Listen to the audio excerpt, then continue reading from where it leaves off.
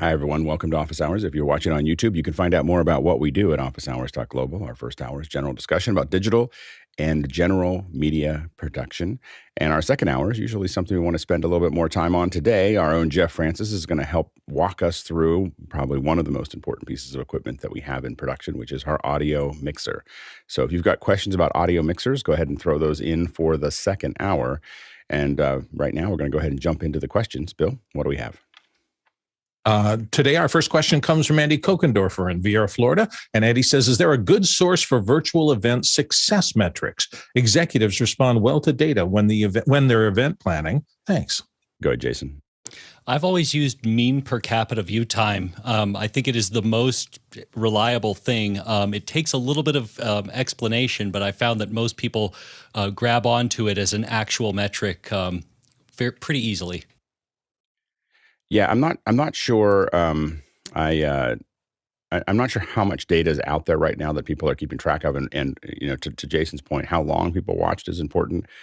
Some people also will measure interactivity, so how many questions were asked, how many people, and then of course there's following up with people afterwards as to things like, would you do this again, or would you rather come into a physical event? And I'd have to go and I don't know if there's any, or I haven't seen that many compilated data. Obviously we have people within the group that have anecdotal data or data that they sent out to their participants. I know that Hasmukh had some really good success numbers there. I think a lot of people are still struggling with virtual events. I think we're still in a very early stage where I think a lot of them are still kind of moving forward. But we should probably look for where we can find them. I'm sure they're documented somewhere. I just don't know exactly where.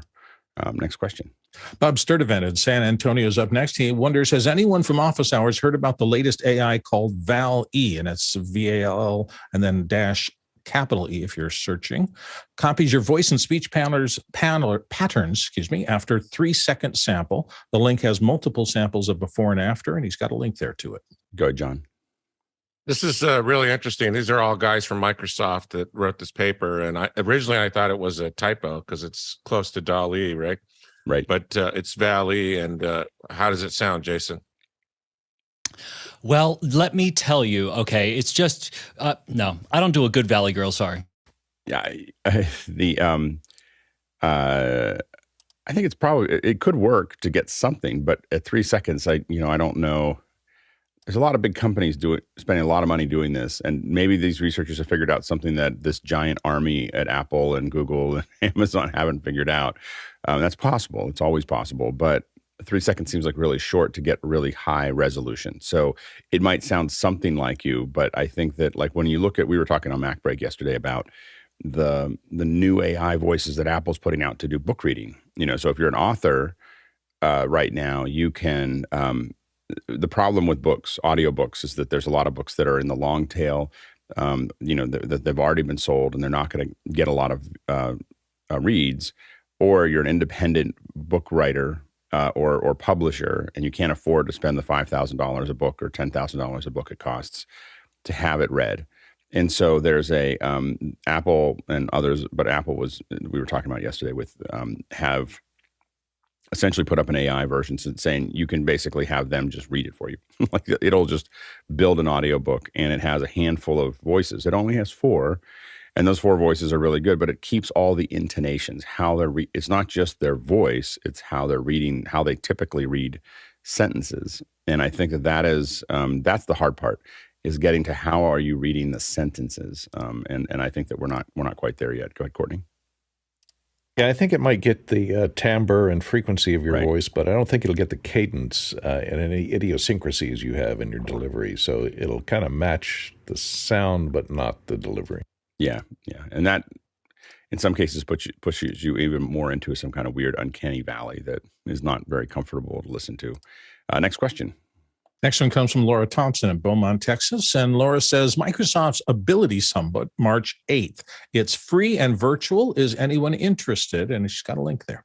Yeah, we should probably see if we can't find at least a session or two that we can watch together, maybe and do kind of and so Laura, we'll depend on you to take a look at the schedule and maybe schedule an after hours hour to watch one of the sessions and talk about. I mean, I would recommend watching all of it, but maybe a find one hour that maybe a lot of us watch together. Next question. Joshua Feingold in New York says, yesterday, several panelists mentioned using a decimator when responding to my question on HDMI cables. How do you use the decimator in your workflow? Good, Courtney. Well, I don't pull it out usually unless I'm using it as a distribution amplifier, unless I'm having problems. You can use it as a converter to go from SDI to HDMI or SDI to SDI, and you can use the SDI input as a distribution amplifier because you've got loop-through outputs and you've got outputs over here that are coming out of the up-down converter. But the neat thing about it is it has this little LCD panel here which tells you what's on each input, both the SDI and the HDMI input, what the frequency and frame rate and what type of signal it is, what the aspect ratio, the resolution and frame rate is, and whether it's PSF or, all the different varieties of HD you can get. And so it's good for debugging and figuring out what the signal coming in is and telling you what you have your signal going out to. So you can set the up-down cross converter to convert the frame rate going out.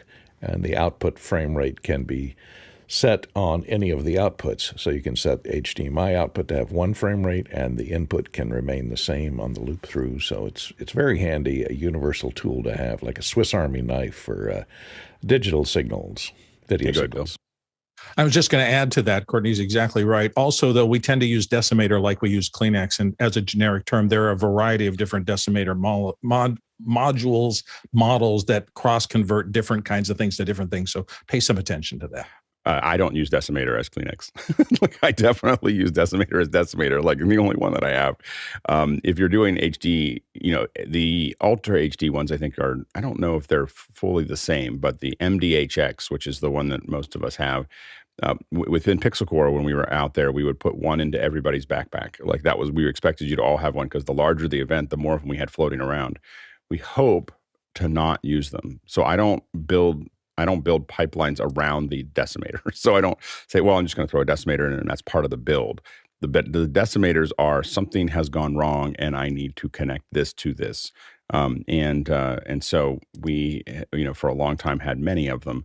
And, if you got to 6 or 7 of them in the pipeline, you knew that there was a design flaw in what you had done because you're suddenly fixing a bunch of things. But they are, they still are. I don't like they made an MD Cross, which I never liked because it was easy to get out of a place where you couldn't get signals out of it. It was they just had more settings. It was more complicated. The other thing that's interesting is like Kevin Hansen in 090 only knows how to control it with the USB. He plugs the USB in and he configures the decimator. I only know how to use the buttons on the front. So I can just sit there and just look at the screen and do the buttons. So there's a couple of different ways to configure it. Go ahead, Mitchell. I've also used a PIX 240 as a last-minute fix. Yeah, it's not quite as flexible, but it definitely has, especially when you're doing audio, when you want to reroute audio or move audio around, the PIX 240 works very well. Next question. Tlaloc Lopez Waterman in Norfolk, Virginia, up next. When setting up Novastar controllers, what happens when setting up the LED panels if not set up as 16:9 or other common ratios? If you set up a ratio like 1:8, does the requested input resolution ratio change as well?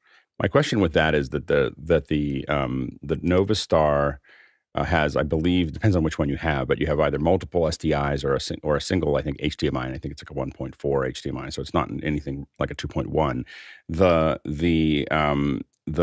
thing, it should support pretty much every standard resolution coming into it, but it is one of those resolutions. I don't think you can dial it in, but it should support. There's probably 12 or 16 resolutions that the Novastar supports on the input.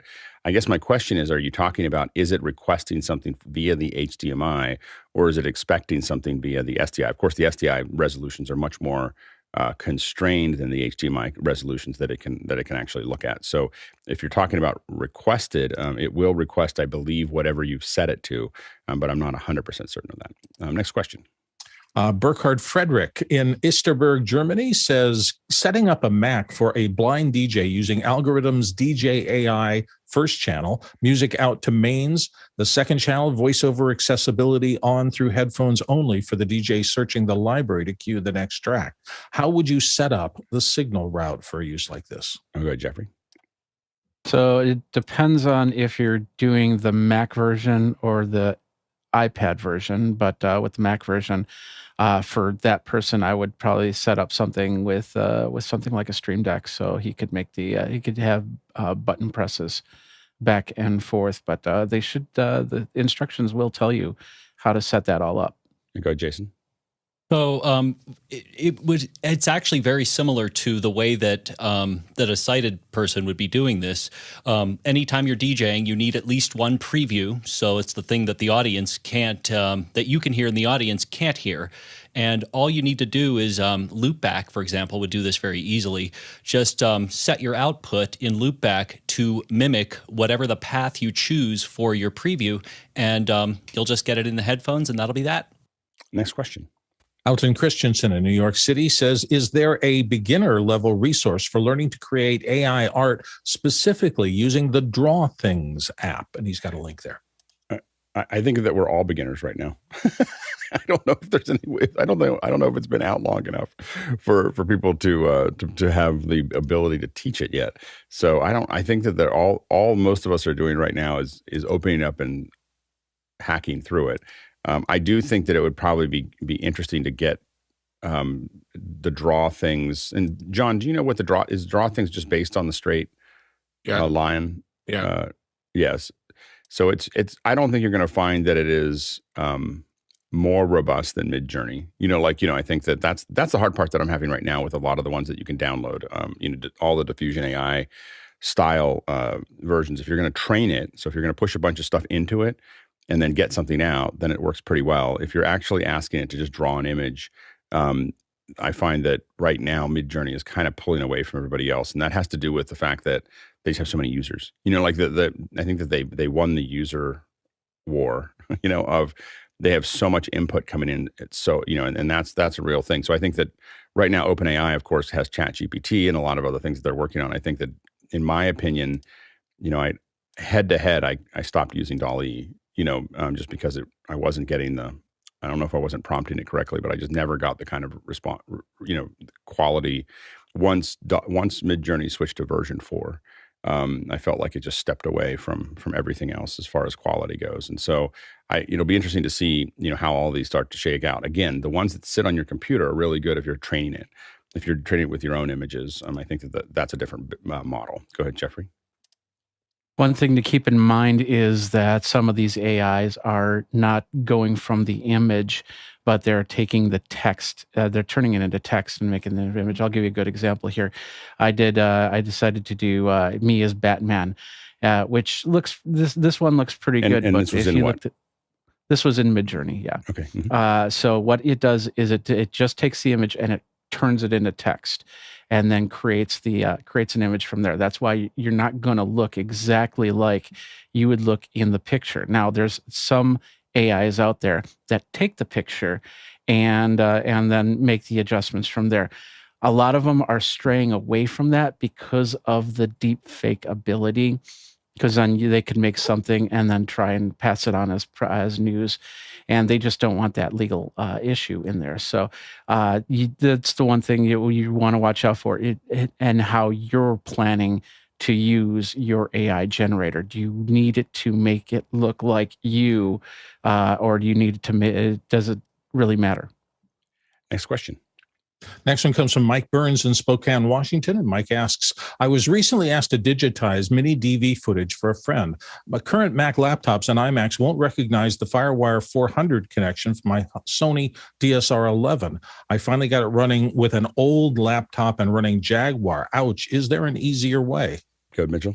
If you rummage around in the back of your room, you probably have a PCI card that does FireWire 800 and can fall back to 400. So if you pop that in there, you'll find it'll work and do a great job. Go, Jason. It actually does work. I put a link directly into Makana. The trick is that you need a capture interface that has support for a current version of Mac OS, and you need to be using all Apple adapters. At that point, you will be good to go. Good, Bill. What Jason said, I have successfully done that. It required FireWire 400 to 800, 800 to mini DisplayPort to USB-C, that into a modern laptop, and I was able to capture just fine. And if it's old enough that you're having this problem, I would also think about sending it out to somebody else to digitize it. There's companies that will do that. They may need to rebake the tape.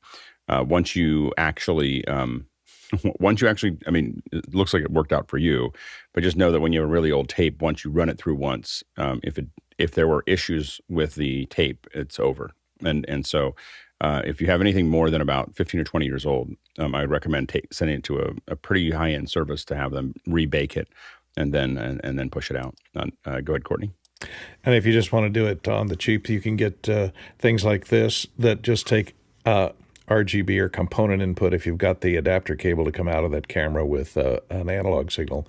And this is a recorder. It will record directly onto a USB 3 and output over HDMI as well, so you can see what you're getting and do an A to D conversion and capture it for you. So you wouldn't have to involve the Mac, and then you just transfer that file to your Mac. Next question. Next one comes from Brody Hafner again, this time in New York City still. During today's second hour FAA ground safety system failure, I found accurate, timely reports on local news and the FAA's website. Where would the panelists turn for reliable info on outages affecting a production, such as internet, telco, or power? Down detector is usually where a lot of us go first. If we think we're having a problem, a lot of us jump onto down detector pretty quickly and just say, is this going down? Are we seeing things? There's not a lot of great places to see those things otherwise. Go ahead, Jason. Yeah, it's not really reliable, but you can also just use an Angry IP scanner. And if you have logs of, the hops that are required for you to get out into the public web, you can basically just angrily scan at those pieces to see where in the component chain it's dead. Yeah, go ahead, Courtney. Most public utilities, including your cable systems, have websites that have outage maps and shows you what areas they're experiencing outages at. And they're usually kept pretty well up to date with information on when they expect to have whatever service it is that's out restored.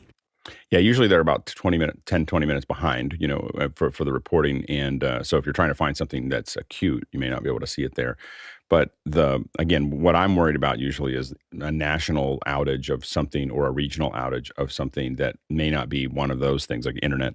Like we've had ones where we had an event where the YouTube lost the East Coast.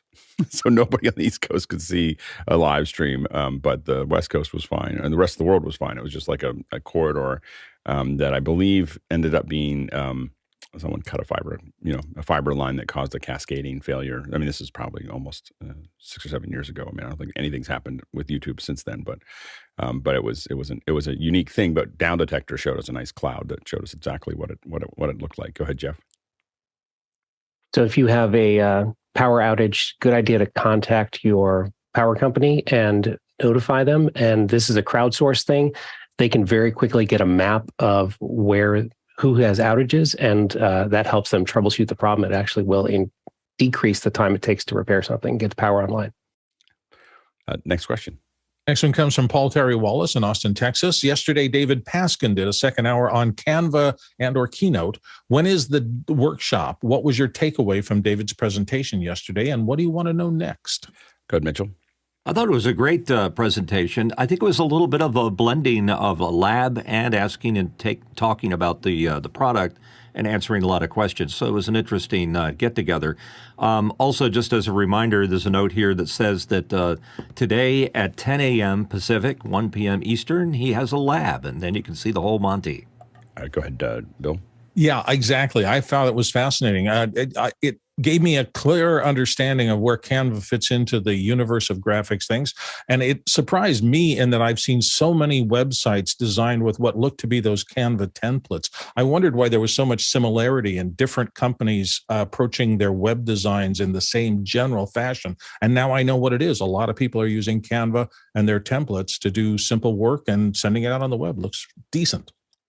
Yeah, it should be great. Hopefully people will be able to stop by. I think David's an incredible teacher, so it'll be really great to have him doing the lab this afternoon or this morning, depending where you are, 10 a.m. Pacific Standard Time. Next question.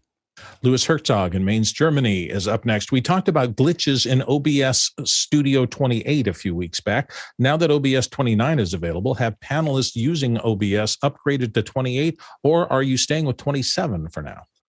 Go ahead, Jeffrey. I'm not sure what glitches you found. I did find a glitch in 28 that I had problems streaming out to certain things, but the biggest update for 29 is the support for AV1 encoder for the RX 7000 series GPUs. But there were several bug fixes. So, and of course, this is all on Windows rather than Mac. So if you're doing this on Mac, I'm not sure what fixes came on. I'm still staying way away from the Mac OBS as possible. Go ahead, John. So I had problems with 28 on my Mac. It would take my CPU to 100% after about 15 minutes of operation. I just downloaded 29. I run 28 on my PC. Jonas and I did a test on it, ran 2 weeks straight with no problems with very little CPU. So if you can run OBS, run it on a PC. Next question. Comes from Alex Lindsay of Nevada, California. Have the panelists picked up any new toys? I'm always curious. Like, we're always like, I feel like every couple of weeks we should just see like, what do people got that they enjoy? Go ahead, Jeff. It's not terribly exciting. It's a iPad Pro. I got the oldest one that'll use the Apple Pencil 2. So I think it's the 3rd gen. But it's been fabulous. I'm mainly using it for marking up orchestra scores. Nice. Both for producing and for running live streams. So I'll be looking at those as I'm cutting. And what are you using for the markup? Apple Pencil, and I use the popular score app is a thing called Fourscore, but I'm actually using one of its competitors called PScore. Mm-hmm. So I'm just marking right on PDF scores. Pencil, you just in there, just draw right out, and does it save those as like a separate layer over top, or does it just mark it? It just marks it. You can export the PDF blank or with your markups. Nice, Jeffrey. So I talked about this a couple of weeks ago. I got the Insta360 RS 1-inch, and I got it for CES. But last week is when I really got to use it, and it's just been amazing. And I've been putting out videos because with the DJI Pocket, which was great in covering some of the shows, you still had to move the joystick, and I always had these little jumps and bumps. But with the 360, I turned that into because all my videos are going in HD mode, and I turned that into its own little PTZ, and I've got about 3-4 videos up already. They're just amazing what you can do with those 1-inch sensors, and it looks relatively good. There's some zoom in problems, but other than that, it's just been pretty great, and I'm hoping that we're going to have a second hour to talk about our CES follies in the next couple of weeks. Yeah, absolutely. Go ahead, Mitchell. I'm sorry to say I was not able to pick up any new toys. I'm suffering from that Neapolitan disease, Mafunzalo. There we go, Marty. I picked up a Wacom One tablet to do markups, and I'm playing with Microsoft Whiteboard, some of the free apps that I have to see if they'll work. The pen only has one button though, so it's need to find something that's giving me a little bit more flexibility. But it's very cool so far. I'm still figuring it out. Yeah, that's what I use for my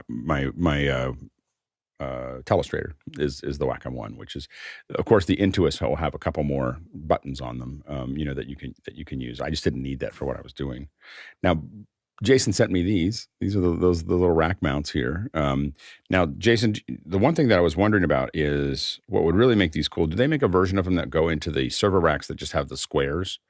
Because it feels like meaning a single instead of 2 pieces. Well, no. Well, that, but also this doesn't look like, it looks like what I realized would be cool, because I went to use this on the rack yesterday, and I have a server rack that you have to put the inserts into. You have to insert the mounts, into them. And I realized if there's a version of this that would that was designed for those squares as opposed to going through the rack mount. So the rack mount normally has the 10,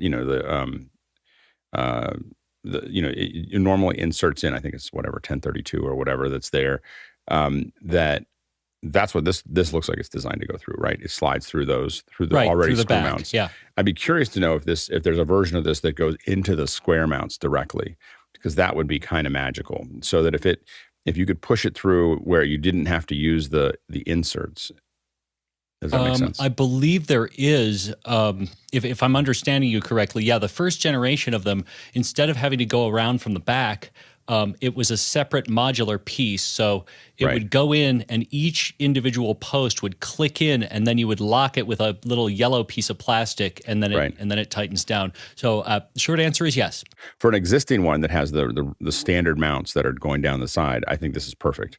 And then for server ones, that's what I was thinking it would be really good to have. Also, Jason sent me these cables, but I don't know what to hook them to. Like what do I those go to your to? IEMs. But which ones? Which IEMs? I don't think they. I'm match pretty the sure they're Shure. Sure, I could be wrong. They're very nice. It's very nice. Don't they feel good braided? though? They're braided. Are they cable. braided? It's really thick braided It's cable. Like braided, the thickest braided cable ever. Like and then I had IEMs gotta have put two the- different. IEMs have two different type of connections. One's a dual pin, and the other one is like this is a single pin.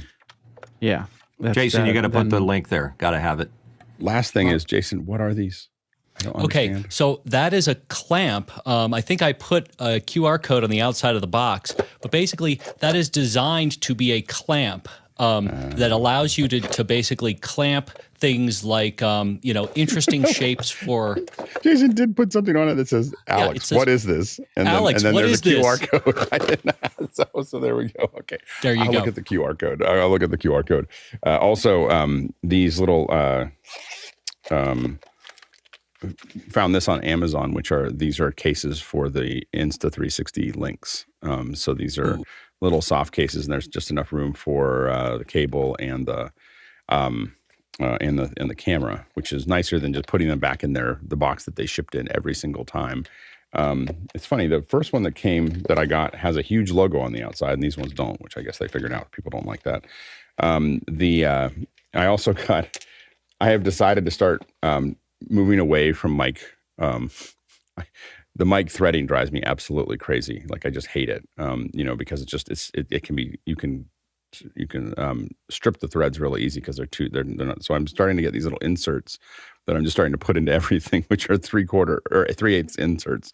I'm just starting to put them into all of my receivers so that I can just use 3/8, call it a day. And so I'm testing them right now. These ones aren't quite as deep as I'd like them to be. But I'm starting to just kind of standardize on 3/8. The last thing is when you start moving your Mac Studio around a lot, they do make cases. Just in case you're wondering, whoops, I just cut to something else. Anyway, but these are cases that you can see that you can put your Mac Studio in, which has become my new laptop because I'm not going to invest in a laptop because I don't go out enough, but I go on Fridays, I go into the office and I started scratching up my studio. I was like, I bet you there's a case for that. So cases have been the big thing for me this week. Next question.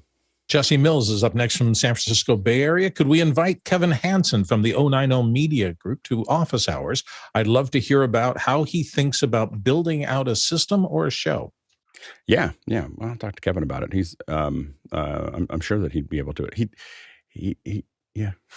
Sometimes I don't know how much he likes to do like presentations, but I'll see if we can get Kevin on to talk about do Q&A about what some of the things that he works on and how he approaches things. So yeah, absolutely. Next question. John Frailer in Greenfield, Massachusetts is up with this. All American flights were grounded for the first time since 9/11 this morning because of software issues. Thoughts on the vulnerability of all-encompassing systems that large institutions favor over distributed systems? Go ahead, Courtney. Yeah, I looked at the cause of this. Their NOTAM system, which is the Notice to All Air Missions, which they broadcast to all planes in flight about hazards in the area. And, of course, when that went down, it caused a cascading IT issue, is what the FAA said. And so apparently all of these systems are interconnected. They do have backup systems, but when one goes down and the backup system fails, it can create a cascade, and that's a dangerous situation to have. And a lot of this stuff that air traffic control is running on is pretty outdated, old systems back, from the 80s or so. And so they all need to be updated, but the problem is you can't just update one part of them because you have to overhaul the whole system, and you can't take it offline because you'd have to ground all the flights across America. So you have to set up a dual system in parallel, get it sure it's all working, feed all the data into the new system for several months to make sure it's handling everything correctly, and then pick one inopportune moment to switch over to the new system. And of course, then you got to move backups online and everything else. It is quite a complex problem when our air travel and in many other infrastructure, computer-run infrastructure things are so we're so dependent on them. When the computers go down or the communications goes down between the computers, it can be for a big disaster. Go ahead, Bill, real quick. Yeah, I'd hope that maybe they would take a lesson from the Y2K problems where they had to screamingly look for like COBOL programmers because they were trying to rewrite code that was ancient and had started at the dawn of the computer era. This is going to be, I think, a consistent problem going up. So I'm hoping they're making plans for exactly what Courtney was talking about, doing the hard work of shutting down critical systems and compartmentalizing so they can fix it. It's a big infrastructure issue. Yeah, and I think that from what I saw this morning, part of it is they don't know why. They don't know why it went down, and so when they don't know why, they don't know if it's an attack or if it's a something that just broke. And so if they don't know why, they're going to shut everything down because they don't understand, what the threat may be related to that process. And so I think that was also part of the deal is they just didn't understand. I don't think it was obvious to them what happened, and so that caused a lot of consternation, and they'll in general, what I would say is a central thing is efficient most of the time, and it probably outweighs a couple days of us trying to figure it out.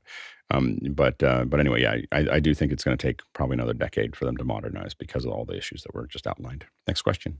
Mike Burns in Spokane, Washington said, speaking of mini DV formats, both my Sony and JVC mini DV decks need servicing. Where is a good place to send them to be serviced?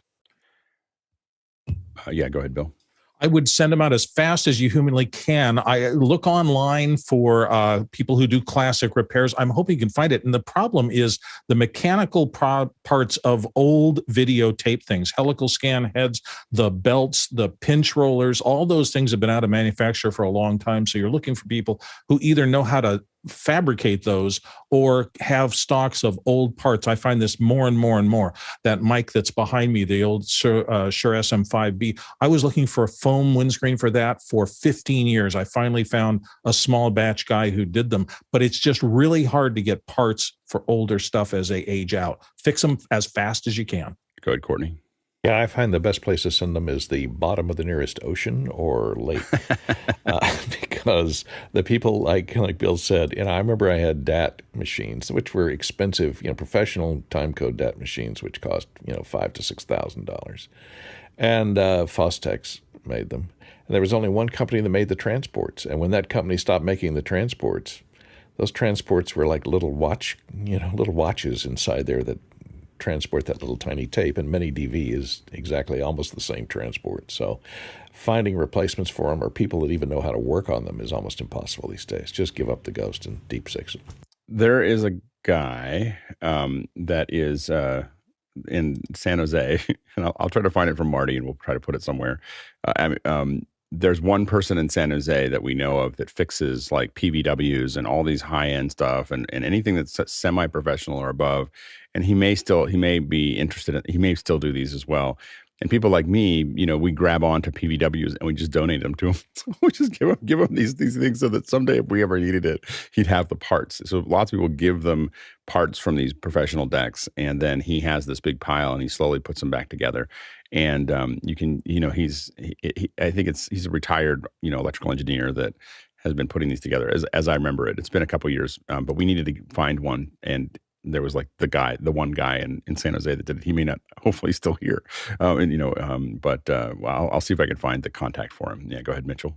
Yeah, I've got a PVW right behind me that would love to find a new home. There we go. Okay. Next question.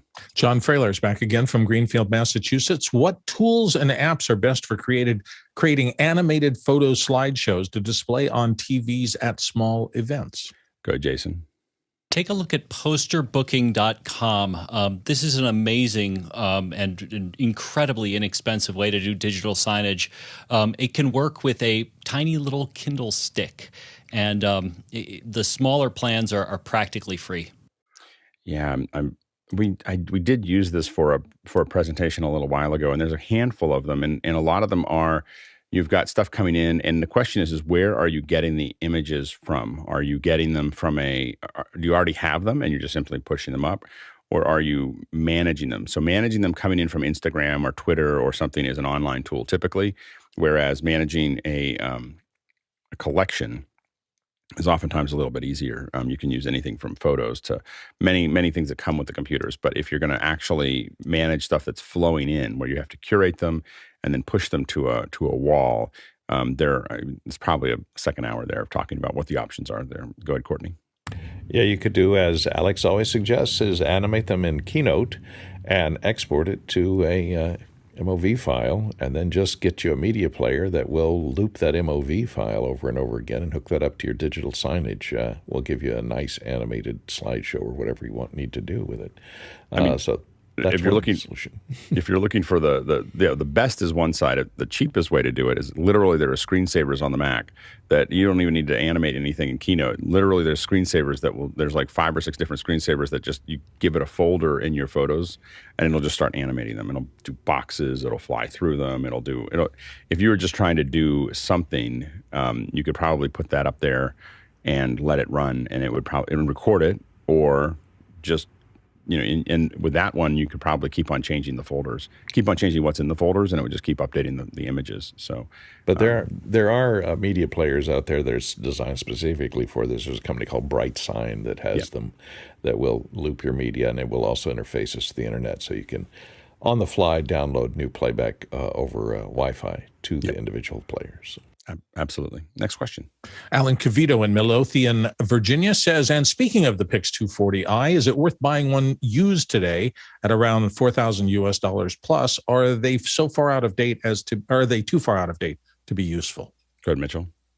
This is my Pix 240, and it's a slightly older one. It's the 240, not the 240i. And I'm shocked to see that that somebody wants to pay $4,000 plus for one of these guys. I find it very, very useful. And unfortunately, office hours policy does not allow us to sell equipment used here. But clean out your studio and send it all to Alex or someone like him. Yeah, there you go. Go ahead, Courtney. The caddies that interface to the SSD drives are getting hard to find, I think, and that may be one of your weak points if you're going to try and use it as a recorder. Although Mitch and several other people, Alex, use it as an audio interface, it still works great or as an interface, that up-down converter or cross-converter, it also works there too, because it's got a frame synchronizer built into it, and it's got SDI to HDMI conversion built into it. Yeah, I don't know if I pay $4,000 for it. If you have them, don't get rid of them. that's what I would say. But at $4,000, I am looking. I have to admit, I might keep one. I have got a couple of them, and it makes it very tempting. If I thought I could get $4,000 for them, I could probably buy something else and keep one as a museum piece. But probably a museum piece that I'm still using. As long as it's 1080, you're okay, because I use it. I take it to clients to show them stuff. Yeah. Or I'll use it to stage a presentation. So I say hold on to one if you can get one. Yeah, but I wouldn't buy one for $4,000. There's probably a lot of other things you can use. Next question. Fred Eric Eckert in Bad Herrenalb, Germany says the Axun Simo brings a live HDMI signal into the iPad. Is there a solution to use that for a Telestrator app? The Video Pencil app uses NDI for the live input, which causes a bit of latency. Yeah, I don't think that it has a Telestrator. Oh, I will, because I think that you still have to use their app. I just got it. It's sitting in a box behind me. It's another thing that we can talk about at some point. But I just got one to test but I don't know.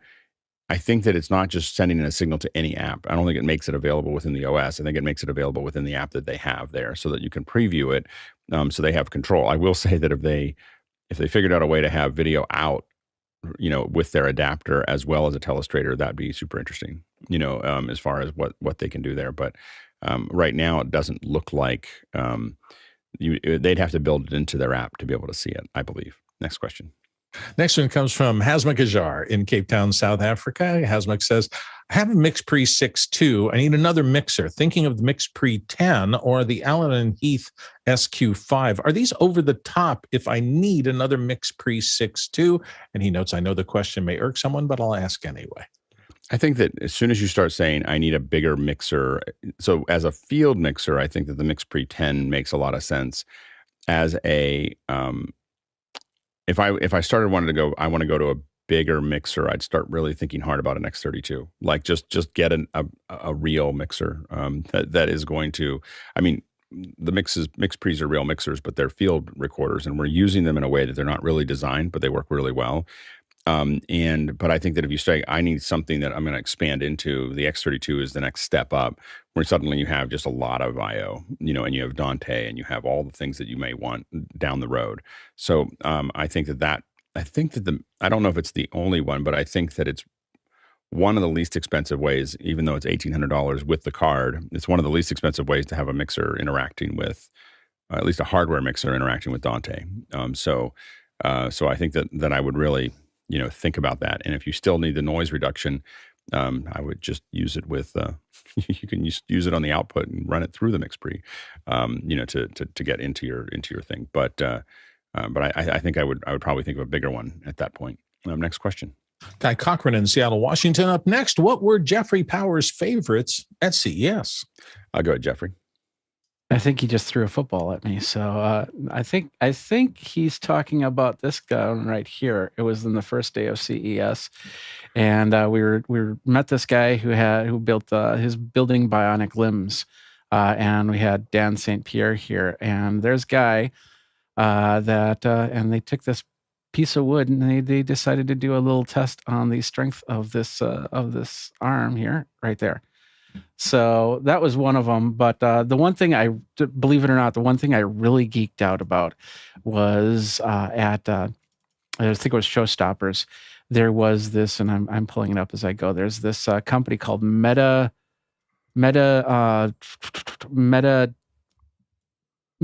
That's it, Meta Materials, and they started by talking about this microwave, and the microwave, as you notice, has a clear glass to it. Now, most microwaves don't have clear glass to it because you have to have something to keep the radiation from coming out. But they developed this glass that allows for a clear see-through on the microwave. And you think that I'm geeking out over something really weird, but the reality is the same glass. They have a little display over here. This same glass can also be used for windows. You apply a little bit of electricity to it, and it actually heats up, so it keeps your house warm. Now, you think that I wouldn't be geeking out about that, but then he just kept doing the Steve Jobs and goes, but there's more. And the biggest thing is in front of this. Well, in front of this is the FLIR that's showing the heat. But what this also will do is it will amplify 5G signal. So if you have this glass around your house, whether through windows, whether through a mirror or a picture frame or something like that, it can be bouncing signal around wherever you are to get a better signal remotely. And that was what was the real geek out about this glass. It just does so much, and it's from Meta Materials, and they've been working on stuff like this for years. This glass has been in production for at least 4 years.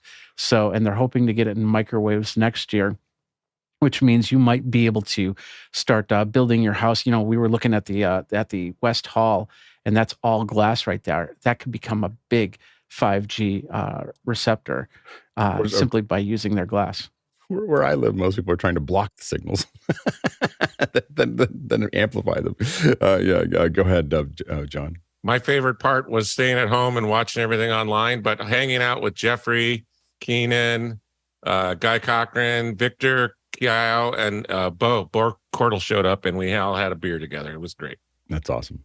Next question. Douglas Carmichael's up next. His question: the Excel Energy Center got a new PA, a Meyer unit, and one design factor was staying clear of touring rock show PAs.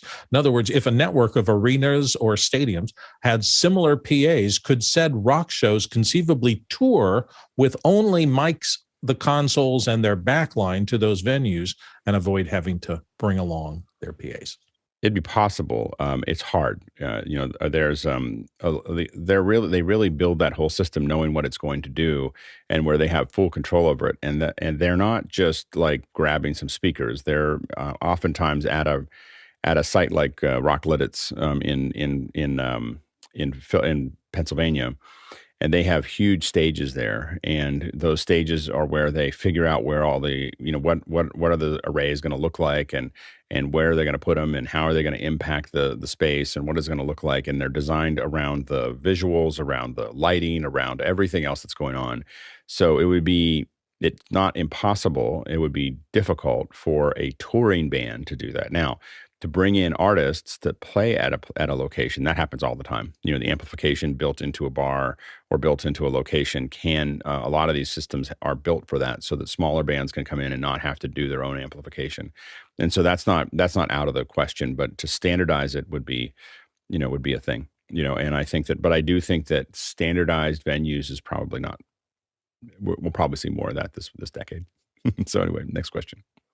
Next one comes to us from Brett Ballou in Appleton, Wisconsin. And Brett says, any office hours discussion of improving voice audio quality usually points back to proper mic technique.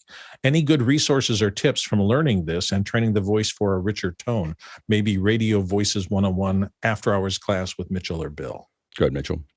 Well, Brett, funny you should ask this. We're doing another workshop today at 3 p.m. Pacific, 6 Eastern, 5 Central, etc. And we generally talk about these things, how to get good mic technique, how to work the mic to get that inner world voice. And you would get both Bill and I, very likely. I think Bill will be showing up today, maybe even Alex. So it's a good place to be. And today's subject is that we will do some adjustments on people that are reading. We're going to actually put questions in there and give everybody a chance to get a review and some tips on how you sound. So to answer your question, we can't promise you a richer voice when you leave the workshop, but we'll put you on the road to one. Next question. Next one comes from John Freyer again in Greenfield, Massachusetts. After watching the second hour on Canva yesterday, I'm curious if anyone on the panel has used Adobe Express, formerly known by a few names, including Spark. I haven't seen anybody. I haven't seen it used in the wild, so I'm not sure. I mean, I've heard about it. It's kind of like Adobe also has Rush, which is kind of like a mobile editing tool that they put out that they really worked hard at promoting, but I haven't seen actually anybody have. I've never seen those get any traction. Go ahead, Jeffrey. Yeah, I played with it, but it was it's just very limiting, especially if you got a full-fledged program to do what you need to do otherwise. But basic edits. But I haven't played with it in a little. I think it was called Spark at the time. Yeah, it's really hard to develop these from the ground up, because you have a certain approach to however it happened, and if you try to just do it as an engineering team and not a person that wants to be like, we were talking yesterday on MacBreak about the fact that Keynote is 20 years old, and what drove Keynote for a long time was the fact that Steve Jobs used it for his shows, and he had what he wanted, like that's what he wanted, and so it had a very clear vision. In that process where if you just have a bunch of people design one from a committee, it's hard. It's hard to get just what you need. And you can't design a presentation tool with engineers. You have to design it with presenters. The presenters will tell you what they want to do, and the engineering team needs to, do whatever they're asking for, as opposed to the other way around. And that's a difficult thing to do in a software company. Next question. Carl Marxer in New York says, is a CTS, Certified Technology Specialist certification necessary to work in the AV industry? Is it worth getting? Is anyone on the panel CTS certified? Good, Bill. Certifications have always been a kind of an odd thing in the electronic industry. In some cases, they are valuable, but here's what I've found. For me personally, going through and getting a certification, and I hold 3 or 4 in the video area, has been a structured curriculum for me to learn the breadth of a subject. And I find them very valuable to me in terms of Particularly, I got certified in Final Cut, and it sent me to areas that I wouldn't normally see in my practice because of the kind of edits I do. So it made me a broader, more comprehensive user of that product. But no one has ever asked me in my entire career after all these years, am I certified in something to hire me? I think hiring decisions are made generally on other things. Go, Jason. Yeah, pretty much. Learning stuff is great. The pieces of paper that you get as the result are not. To put it in perspective, I've worked in and out of this industry for 30 years. Until you asked this question, I didn't even know what I didn't know that CTS certified existed. So like, if that helps you decide how important it is, go ahead, Marty. Yeah, these certifications were designed in response to finding a way to qualify people to do these jobs. And if you're looking to get hired by an integrator to do installations or to do projects or to even do event production, if you're being hired by a company, they will want to qualify your skills. And having these certifications is one way of qualifying you, because you've done the work, you've put the hours in, you've taken the tests, and you've proven yourself in a standardized fashion. As a freelancer, taking the education courses are always valuable, but not required. Yeah. What we found within the school, in some of the schooling and some of the education that we've done, because I only care about employability. So when I build training, I don't care about certification. I don't care about anything else. I just want to push people out that can do the stuff. So most of my training is really built around that. And what we found in our own work was that people who were good at taking tests and people who were good at following the instructions within the training were not necessarily good at production. The structured way that they approached all of the training did not actually line up with someone in live production that can make quick decisions about how to manage something. And those two personalities didn't line up. So we stopped doing it because we were like, well, that's not working. I mean, literally, we were filling a school with people who had to first go through this certification process to know whether they were doing it. And the folks that were coming in were not able to do the actual work. And so we moved away from that maybe 5 or 6 years ago. It was an experiment that went horribly wrong. So I think that what we really focus on is where we started, which is give people an opportunity to work on things. I mean, that's what we do here. That's what we did in Pixel Core, is build lots of teams, give anybody the ability to step up and train themselves by actually doing things as opposed to doing that. And then we get to see what they're like, and we get to have them learn over time in a less costly way. But I think that having people work on stuff, the way I hire everybody is through either people I know or through here. This is about 60%, and then also through we put people in roles that aren't mission critical at first to see how they act and what they know, and then we keep on moving them up in responsibility. So those are generally the ways that I think a lot of people find people to work with. Next question. Douglas Carmichael's up next. He says Bentley University has added living in the metaverse to their core undergraduate curriculum. Does this need to be taught in college classes outside our industry? And he's got a URL link there. Go ahead, Courtney. No, maybe dying in the metaverse or how to declare bankruptcy in the metaverse. Maybe that would be important, because I don't see the metaverse. This is my opinion. I don't see the metaverse lasting very long. Go ahead, Jesse. I feel like the metaverse also includes our digital presence entirely across the internet through all social media platforms. And one of the most concerning things about society to me right now is illiteracy regarding your presence in the metaverse.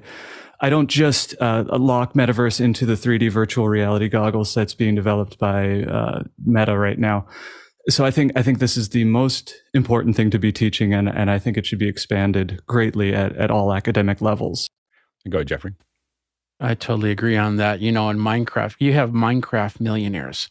You have people that are doing business and they're selling their digital assets in Minecraft. And of course, metaverse is just one step, just better quality of what you'd have in Minecraft. So I would guess that anything that you learn there can basically be rinse and repeat from there. So, and of course, any way to get free credits for an easy class, I'd be taking those. Yeah, I think that living in the metaverse is a stretch, but I think that understanding what might be possible, there's going to be something where we've figured out something here in office hours that nobody else has really done as well, and how to connect. But the things that we've done are a little different, which is that we've very much stayed as close to analog as possible. We don't have virtual backgrounds. We don't have, there's a lot of things that we try to keep as real and earnest as possible. And I think that that's what's missing right now. And we're doing that not because it'll never get there. It's because we know that it's not there yet. And so we're figuring out the community part of this while everyone else is figuring out the graphics part of it. But I don't think it'll never be there, but I think it's still pretty far away. Next question. Tyler Roberts in Chambersburg says, has anyone had issues with the Insta360 link losing the frame shot while in Zoom? I'll be framed up, then go to a breakout and come back to the main room and have to hit the preset again to reframe. Is anybody been able to figure out how to keep the same framing? No. Like, I can tell you that we haven't figured it out.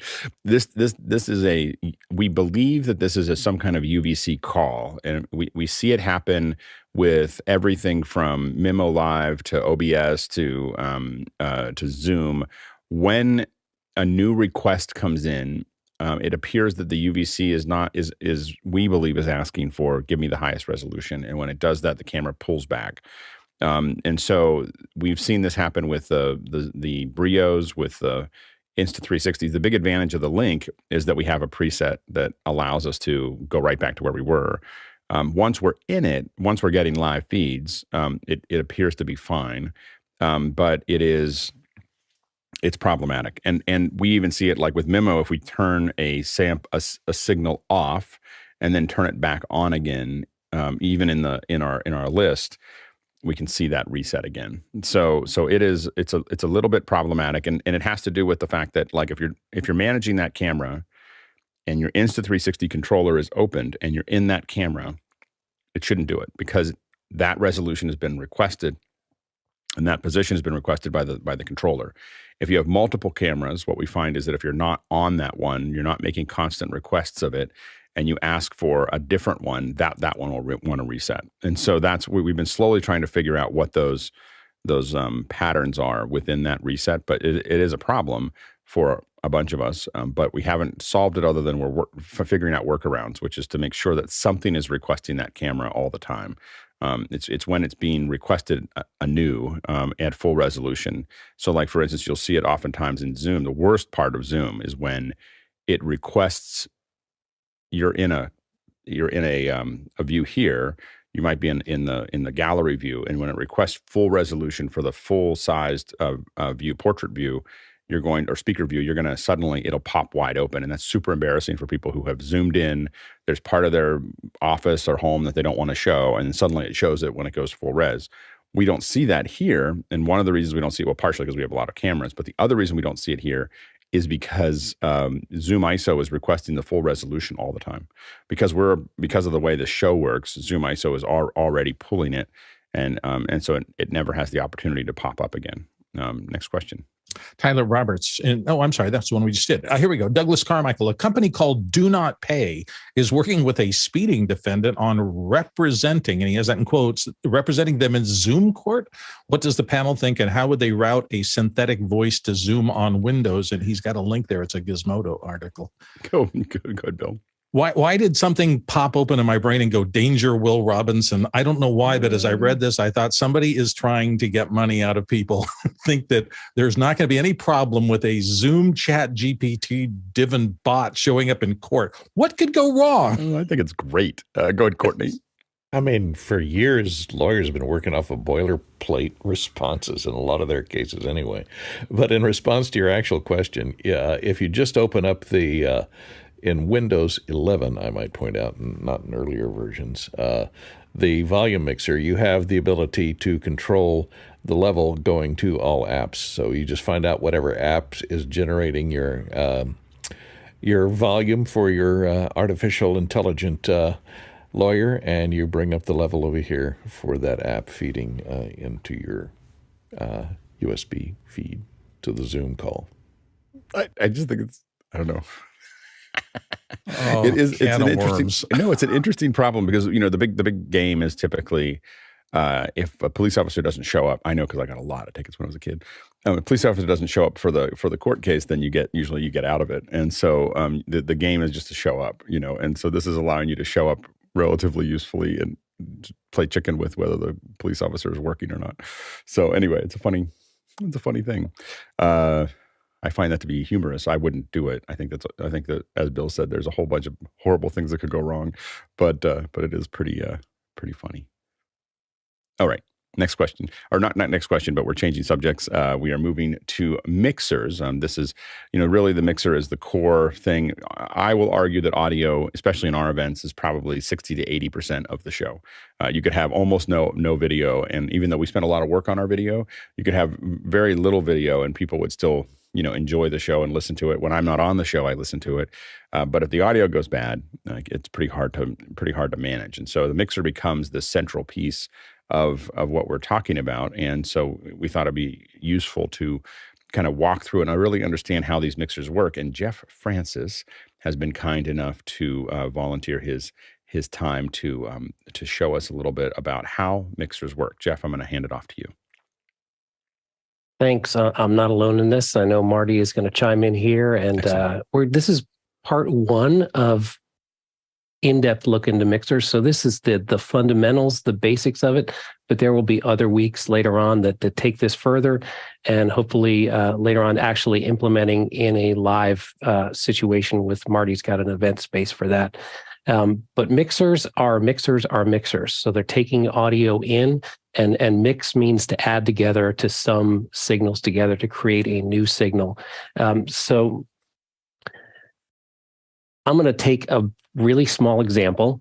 And so if we had a drum kit with 4 mics on it, 2 overheads, a kick and a snare, and we had a bass guitar player and a guitar player and a lead vocal and a background vocal. That's 8 tracks, and those are all going to go through what we're going to call a channel strip or a module, and we're going to look through the basic building blocks of that channel strip here in a second.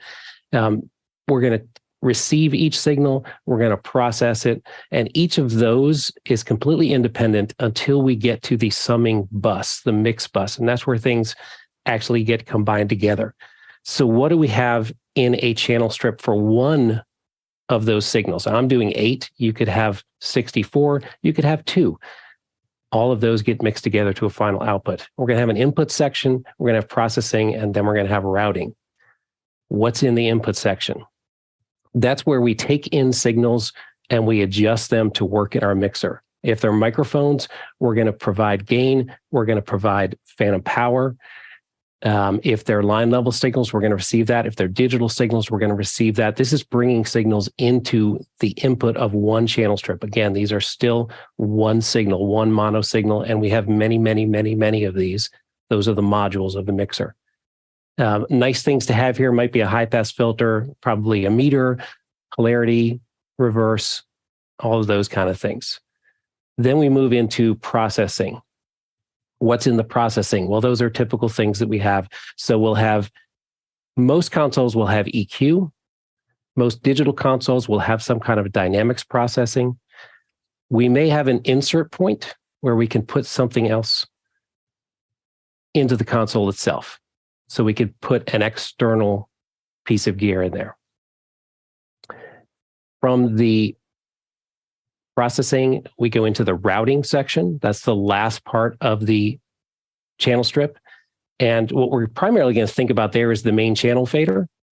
That's where people think about, and that's kind of where we get the mix. That's adjusting the level in its combination to the summing bus. But also we're going to get mutes and solos there, so we can actually turn things on and off. We'll get a pan pot. So if we're mixing to a stereo bus, we can put something left or center or right. And we also have the ability to go to the stereo bus, maybe sub buses, maybe auxiliary buses. That's probably going to be something that we get to a little later on, is how we can use these buses in various ways.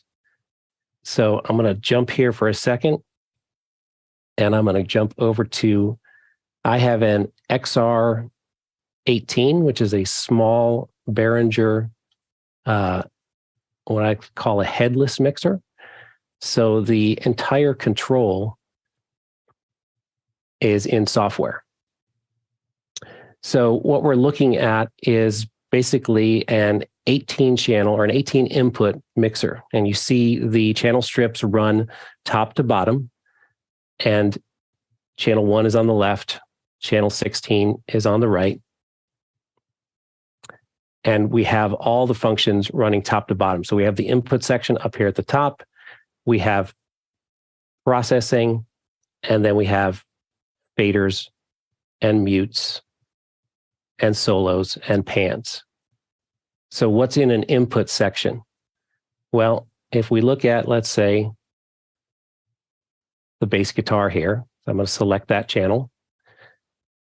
I get a mic preamp gain. I have the ability to turn on phantom power. And I don't have sound running for you now, but if you want to hear some bass, there it is. What would be in the processing section are things like dynamics. So this is, again, something that we'll probably cover in a different second hour. So we can have EQ, we can have compression, we can have a gate. Those are all different types of processing. And then we get a fader, a pan pot. So if you're listening in stereo, you should hear this go left, hear that go right. Didn't test that before, but someone give me a thumbs up if that's, well, it's got to be unmuted too. That'll help. Yeah, I don't know about everybody else, but I'm not hearing any of the music coming through at this point. Same here. Hey, Jeff, you want to jiggle your left right? How's that there? Now you're hearing something, because I was turning on the wrong switch on my ATEM. I was turning on the camera, not the mic input. There we go. Now the bass is up. And is it left? Well, some of you are listening in mono, so.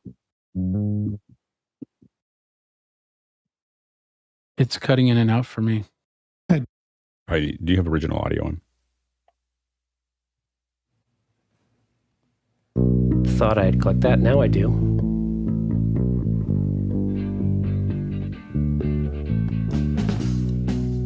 How about now?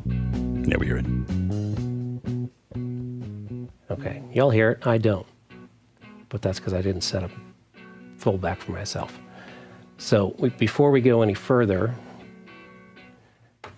I think we should stop there and kind of get questions about that basic overview of the fundamental building block of a console, which is that mixer. So we bring in inputs, we adjust them to work with the level of our console. And that's kind of the place where gain staging is most important, is in that input stage with either the mic preamp, if we're talking about a microphone, or a gain adjust, a trim, if it's a line level input. And then it flows through the module, and it's generally laid out in visually top to bottom. But they will put the controls you need most nearest to you. So the faders are always at the bottom. The trim, the microphone preamp gain at the top, we need to set that usually once, because we've adjusted the input to come in and be a proper level. So we make that adjustment, and then we don't need to get to that control as often. So the things that are important are kept around that fader zone. We have processing, and again, we'll probably spend time on plugins and EQ and dynamics in other shows, but most consoles will have some amount of processing in them. And then we get into the routing stage. Now, I'm only talking about routing out the stereo output to this Zoom meeting, but in a actual mix, we'll have other routing through auxiliaries, and that routing could go to in-ear monitors or mix wedges for foldback. That could go to a mix minus. That could go to effects send for things like a reverb. Yeah, go ahead, Courtney. Yeah, and you might discuss pre and post fader setting, because that's a button on many mixers that confuses a lot of people, and how that affects the routing of the signal and the use of that particular sound modifier that you're placing pre or post. Yeah, we lost. Did we? Yeah, Jeff. Yeah. So the primary channel signal, what we've come in through the input and we've processed with EQ, comes down to the main fader. and that goes out to our primary stereo mix bus. But if it's going out to an auxiliary bus, an auxiliary send, so these will be lots of little controls, often in an analog mixer. In a digital mixer, they'll be in another zone. I'll show you that in the XR18 in a moment. And sometimes we have the ability to bring those and substitute the large faders as controls for those. But these allow you to send that signal to another bus. And a mixer is made up of lots of buses. And remember, when you hear the word bus, that's a place where mixing happens. That's where summation happens. So the primary stereo mix bus is what's going out to program. And then the auxiliary buses do something else. And the choice pre or post fader is deciding whether you want that signal to come from before the main channel fader or after the main channel fader. And the key thing to think about is if it's pre, it's independent of that fader. And if it's post, it's dependent on the level of that fader. And when would you use pre versus post? Pre, I would generally use for musician foldback. So that no matter what I do as a mixer for changing things for the audience, it doesn't change what the musicians hear. Yeah, and a lot of times post fader is often if you want to do a mix minus, if you want to do some kind of sub mix, and primarily for effects sends. So if you have 3 vocals and you want them to have the same reverb on them, you can make a combination of just those 3 vocals, send it to that reverb unit. And then if you turn up the lead vocal, you also get more reverb on the lead vocal. Yeah. Go ahead, Jeffrey. Excuse me, going back to the bus, I just want to add a clarification because you have buses and you have DCA groups. And depending on your mixer, that could mean one and the same. In some mixers, those are 2 different things that do different things. But I'm reliant as a sound engineer in my own playing in the band. I'm very reliant on DCAs because you can put a whole bunch of instruments onto one DCA to be able to control their sound as a whole, which is great on there. But you also want to make sure that if you're putting anything either into a bus or a DCA group, that you're not putting the wrong thing in. Like for instance, if you don't put the bass guitar in with the other guitars. Otherwise, when you're controlling the guitars, you're affecting your bass guitar, and therefore you're going to have some really weird sounds coming out of it. So making sure that you're putting everything into the right group is very important when you're using buses or DCAs. And Jeff, how would you, Jeff Francis, how would you distinguish DCAs from the buses? So a DCA is a digital controlled amplifier, and that's a derivation from what we used to do in the analog world, which is a VCA, a voltage controlled amplifier. And these are basically essentially a remote master control of level. So if you assign 4 faders to a DCA, that DCA fader changes the level of those 4 faders to wherever they are routed. And a bus actually makes a combination of the audio. So the audio gets summed and gets combined together in a bus. And a bus can have a master volume control or a master fader in that. Right, and to make it more complicated, so you could have you could have 2 different buses that are getting mostly the same things, and they could be different levels in each bus, right? Each bus has its own, you can control the levels of every channel theoretically back, into the bus. But that's the auxiliary send level control. But if you pulled the DCA down, it would pull it down on both of them, theoretically, if those sources were set that way. If the source going into the buses, is that correct? Right, the DCA would pull that down. And if the auxiliary on that channel was post fader, it would also lose signal there. Right. But if it was pre-fader, it's coming off before that fader. And so it doesn't. This is where people get lost in their mixer. Just like this is what people understanding how those little bits go. Go ahead, Marty. Right. So I often try to liken it to help people understand. Like, imagine you have several physical mixers stacked on top of each other with a common set of inputs. And each mixer has a different output that's going to a different place, like one pair of speakers or a second pair of speakers or to broadcast. And if you were to adjust the channel faders on one mixer, you would be affecting just that one output. And this would be akin to pre-fade mixing, right? Which kind of looks like this, right? So in this diagram, we have an input, a microphone, and it's going into this this main fader right here, and it's also going into these subgroup faders in parallel. So anything that happens on this main fader, which goes to the main output, would not affect any of the subgroup faders, right? And here are the subgroup masters, which also have inputs from all the other channels, right? However, post-fade mixing is a little bit different. So in this case, we have an input going to the channel fader. The output of that channel fader goes not only to the master, but also to all of the send bus levels as well. So anything that happens on this channel fader will also affect all of the sends. And so that is a key difference between pre and post fade buses. Go, Bill. And in a practical sense, since I used to record a lot of band stuff, the front of house mix is responsible for making the sound great for the audience. They may be kicking up the bass or pulling the kick drum or something in or out. For me, as someone who's going to be taking these signals and mixing them separately for a video afterwards, I want that pre-fade insert taken out so that the level's set correctly. Do not change at all, no matter what the board operator does, so that they're coming into my recorder all properly leveled, but with no changes, so that I can remix that for the video later.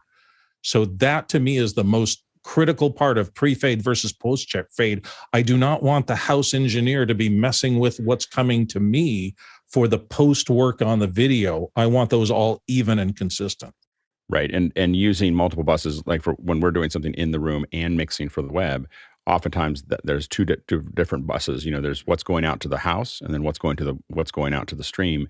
And we're attenuating those, differently, and having the separate buses are important. But the DCAs may still bring everything down for everybody. But the separate buses are managing what the volume, for instance, of the vocals are. The vocals oftentimes will sound very forward in a web. If you take the straight out that was going to the house, the vocals will feel like they're really far forward.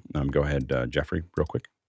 Yeah, and of course, as a musician, it's also very important, because I've had where everything is post fade, and they do monitor mixes via post fade. So if a guitar raises on the mains, they raise in my ears, and that can cause me to stumble as to what I'm doing. So it's very important to make those splits.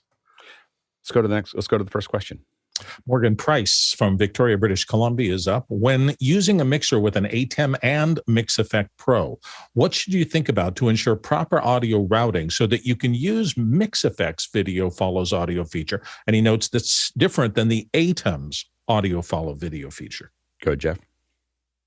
So I've not used this feature, but I was researching it a little bit earlier today because of this question. And what the Mix Effect Pro app allows you to do is it looks at audio input levels, and if an audio input level in the ATEM exceeds a certain level, it will automatically switch to a certain video input. And those do not have to be the same input. It does not have to be the audio associated with that video input. So what you need to do is you need to have at least as many audio inputs as you have cameras that you want it to automatically switch to. So say you have 4 cameras, a close-up of person 1, a close-up of person 2, a close-up of person 3, and a wide shot of all 3. You would need to have at least 3 audio inputs from each of those persons' microphones. So if you're using a separate mixer, you need to get out of your mixer an isolated feed of each of those so you can get person 1's audio. And this is a place where you could use an auxiliary bus, but you don't really need to because you don't actually have to mix anything. So another thing that we didn't talk about that exists on many modules is a direct output. This will take the the input after it's been conditioned up with a phantom power and mic preamp level and all those things, and it will allow you to feed that out. And you would feed that into an input of the ATEM, and then you would need to program the Mix Effects Pro app to, when there is audio on that input, it would switch to the camera that's associated with that input. So this is a place where you could use the unbalanced analog mic ends of the ATEM, because this is only using as sensing. It's not using as actual audio. So you could take 3 direct outputs and go into the stereo mic in 1 and the left input of the stereo mic in 2 on the ATEM Mini. And that would give you basically audio inputs that would trigger video switching. Yeah, go ahead. Next question. Next question comes to us from Mark Steele in Orlando, Florida. And Mark says, have an old Mackie 1604 VLZ Pro I purchased back in the 90s. Several of the faders and pots are noisy. What would the panel recommend other than replacing it with something new? To clean these components, I've seen contradictory advice on YouTube. Go, Jason. Yes, YouTube is where you go for contradictory advice. I'm not sure about cleaning. I'll leave that to someone who's actually attempted it. I very quickly just did a search, and you can absolutely find these faders. They cost a couple bucks each. I will put the link in Mukana. And if you're uncomfortable with, any sort of soldering or disassembly, it's easy enough to just farm this out to, like, a TV repair place, someone that does soldering. Yeah, go ahead, Mitchell. You're muted, Mitch. Oh, wait, Mitch isn't here. Mitch dropped off. Go ahead, Courtney. I use, there are chemicals that are designed for doing this. Deoxit is one of them that is a spray contactor cleaner. And you can use those on the analog pots of that. They're not really good pots. They're not Penny and Giles or anything. So on that Mackie mixer, they will do to clean up some of the noisiness for at least a little while. If there's just dirt on them, if they're worn out from use, this usually isn't going to help. You go, Jeffrey. Yeah, Deoxit and Canned Air were my 2 favorites when it came to cleaning this Mackie, because I had to use one that actually had 3 pots or 3 channels that were completely dead. And we've opened it up and closed it up. But also keep in mind that there are some components inside that also will kill a channel, like, and I can't think of the name of the, it starts with a C. Anyway, the whole point is capacitor. Thank you. If the capacitor is blown on the channel, then you're not going to get anything out of it, or if it's even worn, but it can be replaced. And that's the important thing. Good, Marty. It's been a while since I've opened up a 1604. I don't recall if they have sealed pots or not. Some potentiometers and even slide faders are open, so that you can get in there and spray a chemical in there that will clean the contacts. And some of them are sealed. So they are sealed in order to, in an attempt to prevent dust and other atmospheric contaminants from getting inside the pot. And that would include chemicals. So they may not be cleanable. They would have to be replaceable. Next question. Dean Sturr in West Lynn, Oregon is here with this. Congrats on 1K shows, first of all. I'm trying to find a good index of the second hour focuses. Specifically, I'm looking for insights on digital mixing. His application is on the road gigs for voice only, and I want to minimize, he says, the amount of hardware I have to ship. Go ahead, Jeff. I can't hear you, Jeff. I was a lot quieter than I remembered. My suggestion is a new RME device, if you could find it. It is probably the most roadworthy audio mixer on the planet. It's a USB device about this big, plugs in, gives you Dante capabilities and Mackie capabilities. Doesn't give you much on the analog side, but they do have other versions that do. And it's hard to beat that in a backpack and to get a full digital mixer in your backpack. Right. Yeah, Marty? Insights into digital mixing. Well, I'm a little unclear whether you're looking at like processing for mixing, how a digital mixer is different from an analog mixer, or if you're looking for recommendations for what digital mixer to purchase.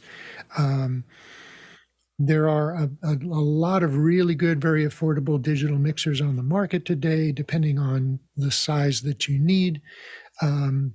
There are rack-mounted mixers that are very compact, and there are desktop mixers. So a bit of a different application for you, depending on your needs.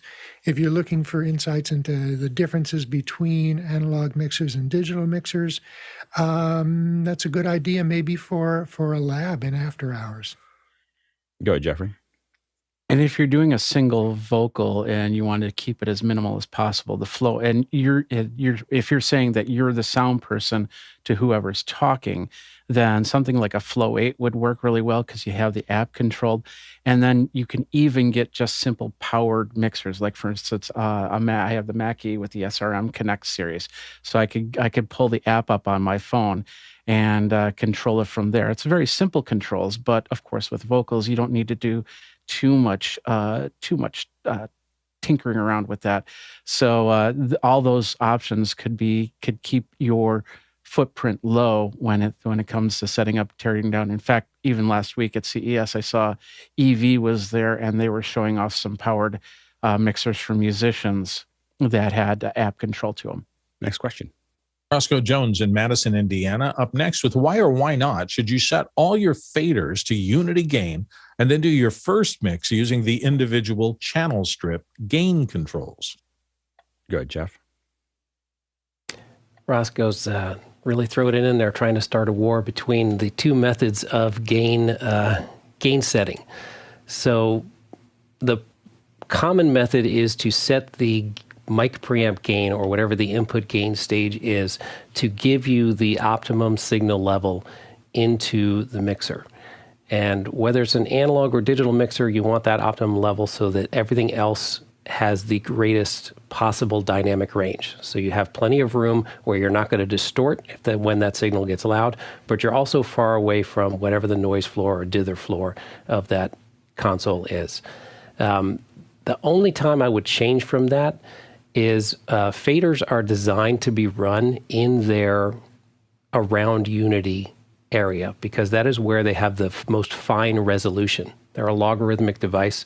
So as you pull a fader down at 20 or 30 dB of attenuation, you have much less control. It gets more coarse.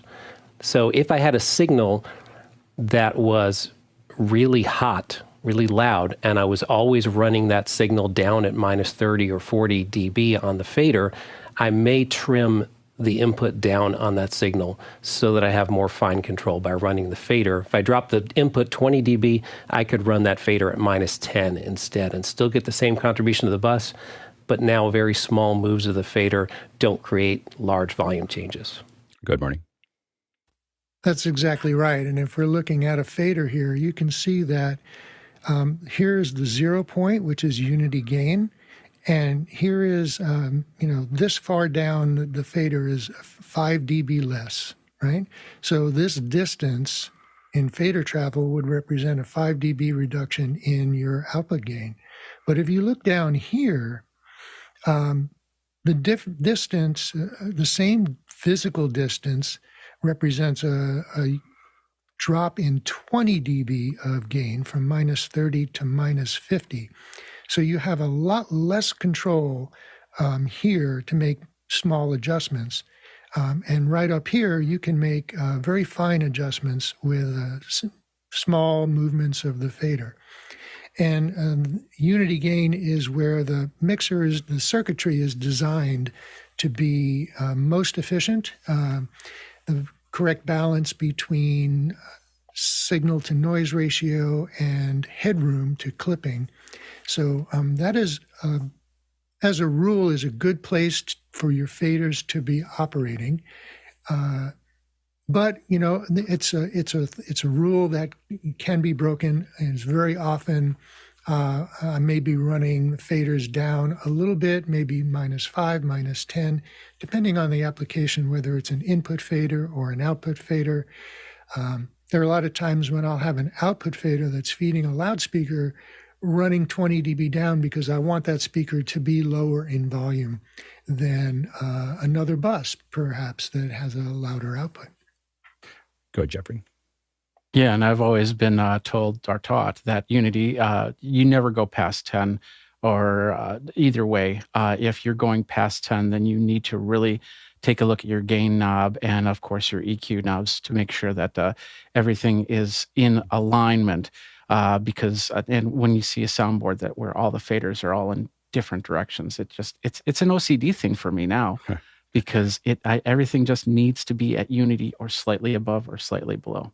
Next question. Next question comes from John Snyder in Reno, Nevada. And John says, what are the benefits and negatives of analog versus digital mixers? Go ahead, Jeff. So the primary difference besides the actual electronic or digital signal flow under the hood is what you get on the surface. An analog console most commonly requires a one knob per function. So you actually have circuitry, so the audio runs through a fader or a knob, and when you turn that, that's actually a potentiometer that's changing voltage. On a digital mixer, that is a remote control for a computer. And so digital mixers tend to use one central, what is often termed a super channel that has one set of controls, as opposed to an analog console where it has the same set of controls repeated over and over and over and over and over again. So if you like the one knob per function approach, you can always get there, and that knob is usually a display as well because it's got a particular position. Or if you like to bring everything to the center, that's the digital. The primary benefit of analog is zero latency, because analog signals, well, it's not perfectly zero, but it's effectively zero, because electricity goes really, really fast. Every digital console has some amount of latency through it, through analog to digital conversion, and then the math that has to happen in there. What's the great benefit of digital consoles? Complete flexibility, versatility, instant recall, and you can save tons and tons of snapshots, so you can jump instantly from one setting to another. Go ahead, Jeff. So at the very end, Jeff took my thunder. Yeah, flexibility is my biggest part for us. Size and flexibility, those are like hand in hand. The PM3000 that I started with was about 250 pounds, I think, maybe 300 pounds. Now I can carry twice the amount of capability, not even twice, like 10, 20 times more capabilities in something that's a rack mount size or even smaller. For us, it's flexibility, and the routing is just so much more flexible than an analog. You have to go one-to-one on everything, and it's a pain, lots of pain. Jeffrey? I'll add to that hums and buzzes, because now I know if I have any types of hums or buzzes, I'm going to the guitarist's pedal board and figuring out what pedal they have turned on, because most of the time, that's where that problem comes. Go ahead, Courtney. Yeah, I'll agree. Flexibility and expandability. But another point is that you have fewer points of failure with a digital mixer, because the signal processing all happens inside a digital signal processor instead of being routed from point to point within analog components through the EQ or through the aux sends, et cetera, where there's mechanical switches to route all this stuff. And so if you get one noisy switch or one bad switch, it can contaminate the signal all the way through. And all of those are electronic or virtual in the digital world, so you don't have those points of failure in that serial processing of audio. Good, Marty. There are some that say that an analog mixer is more reliable than a digital mixer because there's less to go wrong inside of it. And, to some degree, that may be true. However, digital mixers and computing chips and I/O chips have become so reliable that, we all rely on them now. But another main difference is that on an analog mixer, you may have 3-band EQ in the channel strip, and that's about it. You don't get any compressors, noise gates, expanders, other processing. And so it's very common, whether it be a permanent installation or a roll-around rack or whatever, to find outboard gear, physical pieces of equipment that are 32-band equalizers, 2 to 3 or 4-band compressors, noise gates, all of these outboard gears, and every outboard gear can handle only 1 or 2 audio channels, and so there may be lots of them. If you look at, you'll find pictures in recording studios where there's an entire wall of outboard gear and this humongous patch bay to patch different processes, whether they be reverbs, echoes, equalizers, dynamics processors, into each and every channel on, this big mixer in a studio. So whether you're doing, straight PA where you need to equalize the loudspeakers in the room to flatten them out, another one to do feedback suppression on specific feedback frequencies. These are all outboard gear that you would need to patch into an analog mixer. With a digital mixer, you have a 4 or 6 band parametric EQ on every input. You have a 6 band or more parametric EQ on every output. You've got all these processes already built into this one device. So economy, efficiency, speed of operation, the user interface is very well integrated in a digital mixer. So there are a lot of advantages to it. I mean, I think there's a flavor that you get out of analog mixers in a recording studio and with all the outboard stuff and the ability to go in and out of those things that has, that may have some advantages. I don't think there's any other advantages other than cost. The analog mixers are cheaper. I thought that I would try to keep it simple for many rooms. We've been doing many sessions. And so I bought like 12 of these little like analog mixers thinking that'll be easier for the audio engineers. And it just was way worse. So yeah, go ahead, Jeff. So you spoke about analog mixers in the recording studio, and people use outboard gear and analog tape machines. And I think that has less to do with the actual console and more to do with the way that it forces you to make decisions. It limits you, and limiting is great for creativity. If you put a guitar player or anyone who's going to be a soloist and you tell them there's one track left on our 24-track analog tape, and so you did a solo, and if we're going to do another version of your solo, we're erasing the previous one by recording over it. People tend to commit their decisions much better than the opposite when there's an undo key. Yeah. There's another key difference, if I can just chime in. Sorry. Sure. With an analog mixer, if you're in a venue, right, and you're mixing from the back of the house, you may be 150, 200 feet away from the stage, and so your microphone preamps are at the end of a 250-foot piece of wire. Right. With a digital mixer, you can put those preamps right up on the stage, and it's turned into digital and coming back to the console. A couple Ethernet cable, primary backup Ethernet cable coming back to you. Yeah, absolutely. Mm-hmm. I would not buy an analog mixer at this point, unless it was an esoteric reason to do it. Even I would rather spend a little bit more. I mean, the quality you give up and the flexibility you give up, as everybody's been outlining here, is so dramatic, that I would not recommend it. Next question. Gordon Lake, Los Angeles, California, up next. And Gordon says, how do you take 8 streams of audio from ZoomISO and get it into the X32 Rack with no Dante card? I'm running ZoomISO on an M1 Mac Mini, he says, and the videos are going out through a Decklink Quad 2. Go ahead, Marty. That's another one of the beauties of digital mixing, is that most of them have a multi-channel USB interface in them. And so you can, from whatever software you're using, you can output multiple channels from the software. So if you have an 8 channels of ZoomISO, you ought to be able to route them in a Mac, and somebody else will have to address that part for me, onto the USB bus and into the X32 or the XR18 on individual channels. And then conversely, you can get multiple channels out of the mixer going into your software and then mix them in the computer if you want to. Go, Jeff. There's definitely one route to do it. Another route would be de-embedders. So you're taking the SDIs out, you're going to de-embed the SDI audio that's coupled with each one of those ISO outputs, and then take those analogs into your your whatever your X32 rack is, if you have enough inputs for that.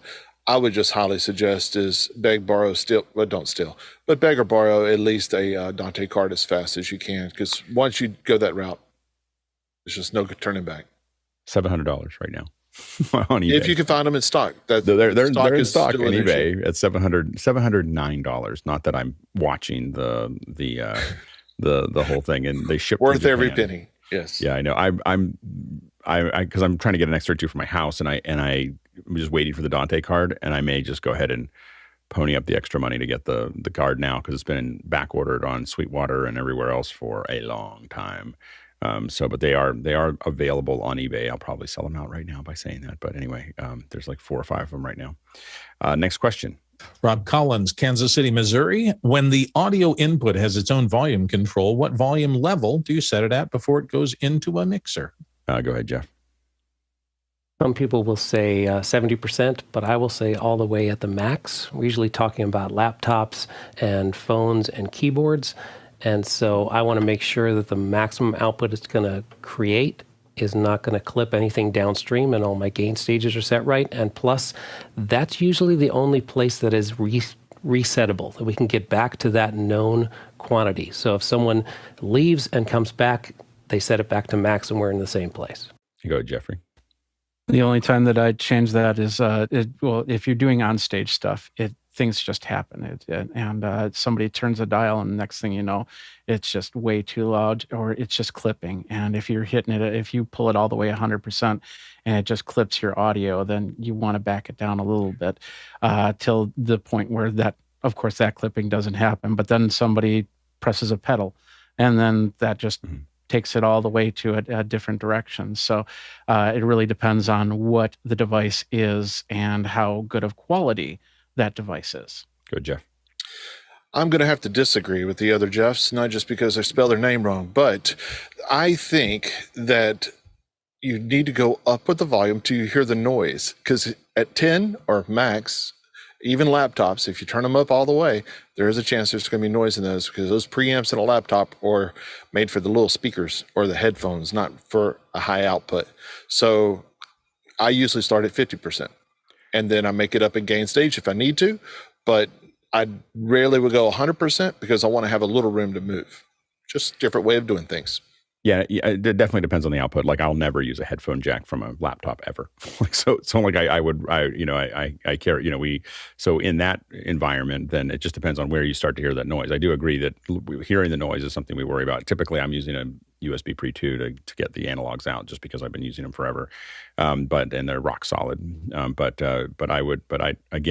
think you're probably right. If you're using the headphone jack, you probably have to be very, very careful of what it's outputting, but I would not ever do that. Next it works question. just fine for headphones. So for headphones, that's it. Next question. Douglas Carmichael up next. How would you maintain proper gain structure when plumbing synths into a console? Is the general best practice to bring up the gain until it barely tickles the red light, and then bring it down? Go ahead, Jeff. Unless the synth has a pro line level XLR balanced output, I would use a direct box. So a direct box takes an instrument level signal, which is typically unbalanced, 1/4 inch, and it drops that to a mic category signal. So it's balanced and XLR, and then it would go from there into a mic preamp. And then you're just setting gain like you would any mic, so it doesn't clip. The question I have for you is, so let's say I have a synthesizer that's got a lot of output. So you put a direct box on each one of them on each one of those outputs to convert that? If you want all the outputs, yes. Some synths will do a stereo mix inside the synth, but that obviously ties your hands mixing wise. Right. Go ahead, Marty. So if this is in your own studio, then in terms of gain staging and adjusting gains, so I would have the synth volume on the unit itself turned up to at least 75%, maybe 90%, could even be at 100%. And that would be the max volume output. And this is especially important if you're working with a live band on stage. Very often during the event, the musician will want to turn their instrument up really, really loud. And if you haven't prepared for that on the preamp of your mixer, it's going to overdrive and go into clipping. So I always want to see the musician send me the maximum volume at 100%. I will and play at a loud volume, and then I'll adjust my preamp so that it won't clip at that point, and then I'll work from there. So then they'll bring their instrument down to the average play level, and I'll be working with my faders to adjust levels. And if you're in your own studio, that's not a bad process to use either. Good, Jeffrey. And some of these, well, depending on your mixer, you could have certain channels that are dedicated for things like keyboards. And of course, they'll have the dual plug in them, so you can plug either 1/4 inch or an XLR from there. If you're doing one keyboard, that's what I would do. If you've got somebody that brings 8 keyboards to the gig because they've got some progressive rock band, I would have some interface in between that's controlling all 8 of them, so I don't have to worry about that. And of course, if they're also way away from the mixing board, I want to keep a good amount of power going through the cords. Next question. Next one from Bob Sturdivant in San Antonio, Texas. What would a good prosumer mixer be for a hobbyist to dip their toe into the water to learn more about mixing? Very curious what people would say there. I mean, the one that when people say I'm getting started, and I know that it's a little bit more expensive, I tend to lean towards XR18s. Go ahead, Jeffrey. Yeah, that's where I was going to go. If you can't get the XR32, just get an XR12 or an XR18. XR18, yeah. Yeah, and then you're good. I started on QSC with my digital. Actually, I started on Yamaha with my digital mixers, but then I've got the QSC Touch Mix, and that's a great one because it's small. It's like a laptop, and you can really cut your teeth on that, and then take it over to something like a Midas. Yeah, go Jeff. I tend to go a little bit more elaborate, I guess, than some people. I would just load up software. That will teach you a whole lot in the overall structure, the gain structure, and things like that. So I would go with a Mixbus. Well, maybe not the Mixbus, but Mixbus by Harrison is a great, relatively free software to be able to download and use and get your ideas around it. But there are others out there that'll allow you to do just about everything you need to do in the audio world without spending a whole lot of money. There you go, Jason. To round the answer out, if you really want to understand the fundamentals of mixing, this is the use case for a small analog mixer.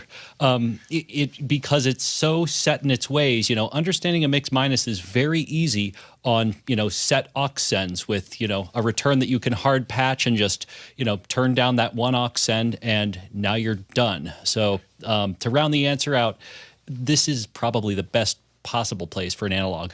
Go ahead, Marty. Yeah, if you're really looking to understand the principles and processing and principles of digital mixing or mixing in general, because there isn't a whole lot of difference between what you're listening for and what you're mixing for between analog and digital. There's just different tools that you can use. So to understand that, you want to find a digital mixer that has a USB multi-channel, and that's key, multi-channel USB interface with the software like the XR18 or the Touch Mix or any of those. And you'll also want to find a digital audio workstation and some multi-channel material that you can load up. And this will give you like a conference with many people speaking on different channels or a musical performance with instruments on different channels. And now you can get those, all of those sources into different channels of the mixer and begin to play with the different tools and processes that are in there. Yeah. And, I do think that the XR18 is mostly if you have things you're trying to plug into something, and you may find that you just end up with spending a lot of money on interfaces if you don't have that, if you're trying to go into software. Also on the Mac, for something that looks more like a mixer for software, SoundDesk by Loud Lab is something I've been experimenting with and I'm pretty happy with. As far as it just looks like a mixer. It's not, I really like Mixbus as well, but it looks more like a DAW. So it acts and it's like a DAW. If you want to see what a mixer is like on a Mac, SoundDesk is really kind of built for that. So I would definitely check that out as well. Next question. Next question comes from Harshid Trivedi here on the panel, often from Daytona Beach. Yes, he's here today. On Unity gain, what position is the pot set to? Example, turn it up to 3 o'clock or 6 o'clock. Go ahead, Jeff. I'm actually going to ask Harshid which pot he means. Is this a particular pot on a particular mixer? Yeah, I'm going to guess the gain pot is what he's asking about. Like, where does he turn that? And it's not really a place, right? It's not a specific location that you're trying to do that. If you're going to unity gain, right, you're going to bring your fader up to 0 and then set your. It's like you're not setting the gain to 3 o'clock. You're setting it to where it makes sense. Is that correct, Jeff? So if it's an input, there will be a place where it is unity, meaning it will take a line input and will provide that line input without change into the mixer. But usually what we're talking about is that would be a trim on a mic input of those kind of little analog mixers. But if you plug, a trim on the line input, which is usually the 1/4 inch next to the XLR. If you plug into the XLR input, that will always have some amount of gain. So on small mixers, they actually, they kind of cheap out. And what they do to make a line input is they actually just take the line input and they reduce it 20 dB and they go into the mic input. So the knob does 2 functions. But I see you shaking your head, so maybe we're talking about the wrong knob. No, that was correct. So, sorry, I'm trying to do the hand raising thing here, but just on a quick note, what I'm speaking of is every knob is different. So if you're shifting from left to right, which is balance, the knob feels different. So unity to me is keeping it right at 12 o'clock.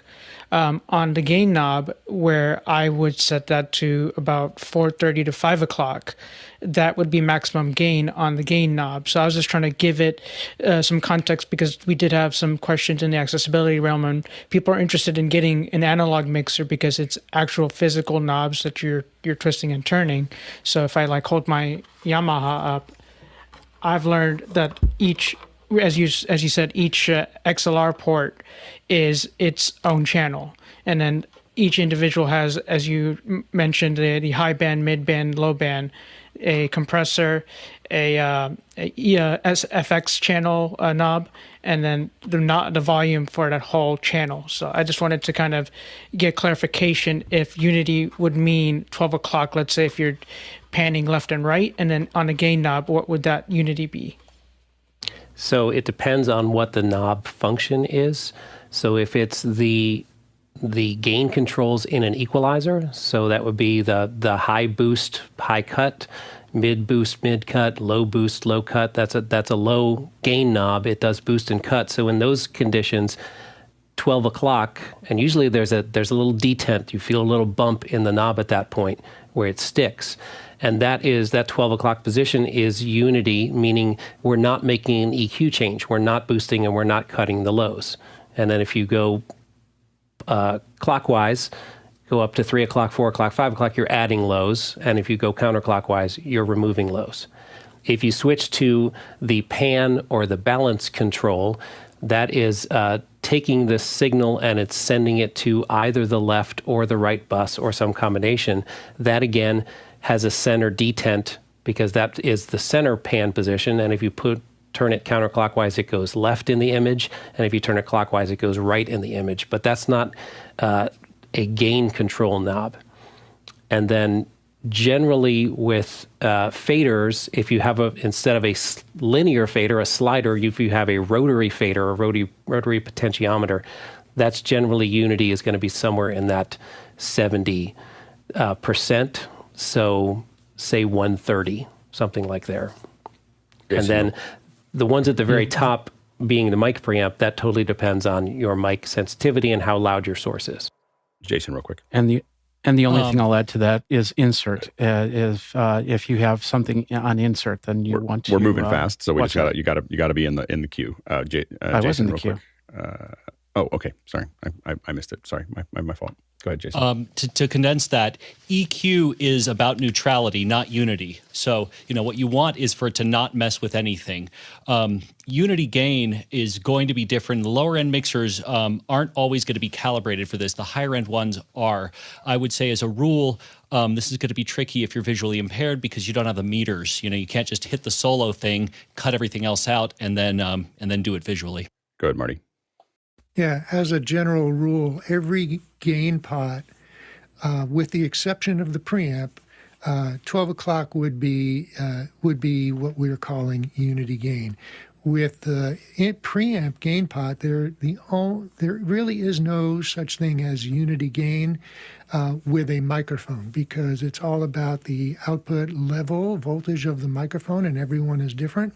And you just want to adjust that preamp gain until you have the right volume going through the rest of the mixer.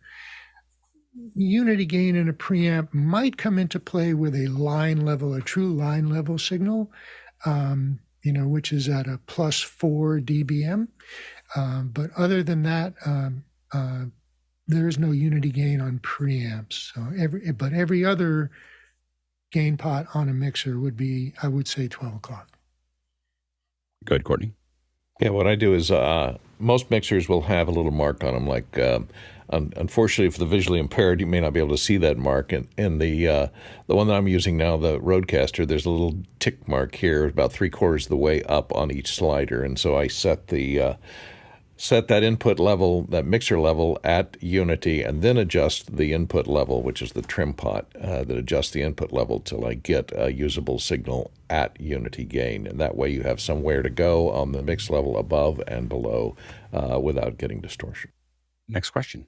Roscoe Jones, Madison, Indiana. In a digital mixer, should the bus sample rate always be higher than the signals being mixed? Is 192 kilohertz sufficient? Go ahead, Jeff. Generally, the sample rate of the mixer is going to be the same as the sample rate of all the inputs coming in, and that saves us from having to do sample rate conversion, which is going to add latency. Now, the actual bit depth processing of the mixer should be much greater than the 24-bit signal that's coming in. So the mixer should be at least 32-bit floating point calculation, perhaps double that to do 64-bit floating point. The only case where we need higher sample rates for signals is when we're doing things that are nonlinear, which is distortion and compression and limiting. And that's a case where a good mixer can actually upsample. So the mixer's running at 48K, your 48 kilohertz signal comes in. You want to do some fancy saturation to it. You upsample that signal, go through the saturation plugin, and then downsample, removing the aliasing artifact components that it created, because distortion will create frequencies above half the sample rate and they will alias. So we need to remove them by going in upsample. Good, Marty. Yeah, Jeff covered that pretty well. I would say that, depending on the material you're working with and the intended audience for that material, there's a point of diminishing returns when you get up into the super high sampling rates like 192. Most of the work we're doing today is at 48 or at 96. Next question. Dean Sturr in West Lynn, Oregon is in with this. With digital mixing software, after doing the initial setup using the app, I'm considering using Streamdeck to easily control channel fade in mute and master mute. Any thoughts? Good, Marty. Yeah, Streamdeck is and especially companion for Streamdeck is a really cool tool for that, because there are settings. You can program a button to do relative level, and you can program a button on the Streamdeck to do absolute level. So what you're referring to is doing relative level, which means that you can bump up and down. So you would use two buttons, one up, one down, would be a small increment from where the fader is currently. So, you want to go up 1/10 of a dB higher or 1/2 a dB higher, whereas absolute level would be take the fader to this particular absolute level, which is not what you're looking for. Jeff? You can go on. Okay, next question. Last one, Kenny Hampton in Greenville, Illinois. With respect to EQ, is pre-fade typically pre-EQ at effects, also where no EQ at effects goes to that pre-fade output? Good, Marty. Can't hear you, Marty. Marty, you muted. Okay. Right. So the order of processing in a mixer is generally in this order. We have input, there's a noise gate, there's an equalizer, there's a compressor, and then there are the outputs. But this is the X32. The feature I'm going to show you is not available on the XR18, and it gives you the ability to change things around. So you see this input, this insert point right here, where I could take an effect from the effects rack in the X32 and insert it here, such as a reverb or another effect. And it's between the gate and the EQ. I can move it over to here at the end of the signal chain. So after everything has been EQ'd and compressed, the effect will live here. The other thing that you can do is swap around the dynamics and the equalizer. So you see, and normally the equalizer would come before the dynamics processor. And this is useful if you're taking out unwanted signal like low-end mud or rumbling noise. You want to take that out before you do any compression. But in some cases, you may want to move that around and do compression before you do your EQ. And this particular mixer gives you that kind of flexibility. Not every mixer does. Some other mixers may give you even more flexibility. That's one of the things to evaluate when you're looking at product. Well, that was a great hour. Marty and Jeff, thanks for getting it all set up and building us a little demos and visuals and really allow us to start explaining that. We're hoping to do more of this in every category, audio being obviously one of the most important categories that we're using, that we're going to be covering, but really trying to dig into basics at least once a month, where we're going to dig into something and really tie it in and really walk through it, because I think it's important for us to get these basics sorted out as we move forward. We can talk about a lot of esoteric things related to audio, but it's really important that we understand how all this stuff actually works. And hopefully we're going to follow up with this with labs in the future as well, so that people can kind of dig into those. It's a little harder because we all have different things, but I think that some more open discussions about that is going to be moving forward.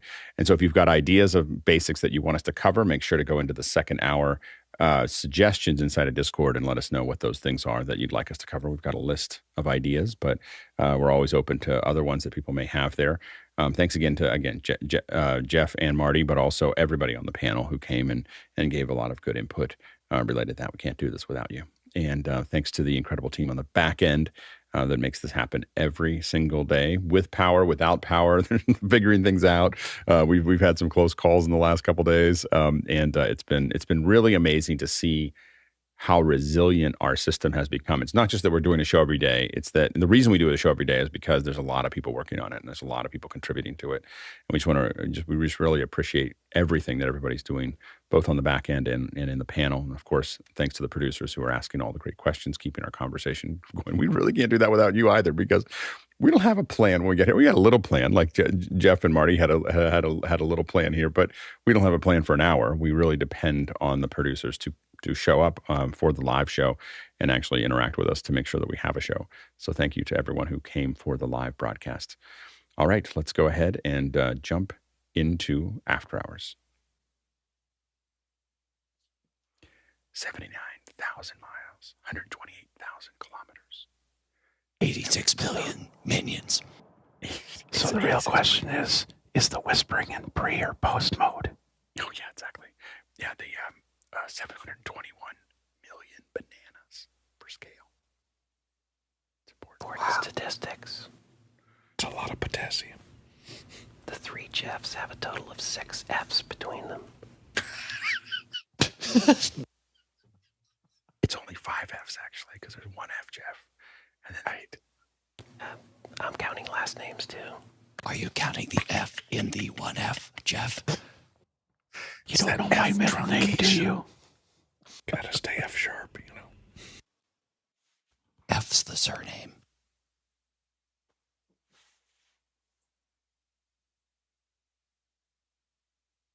Thanks, Jeff. Thanks, Marty.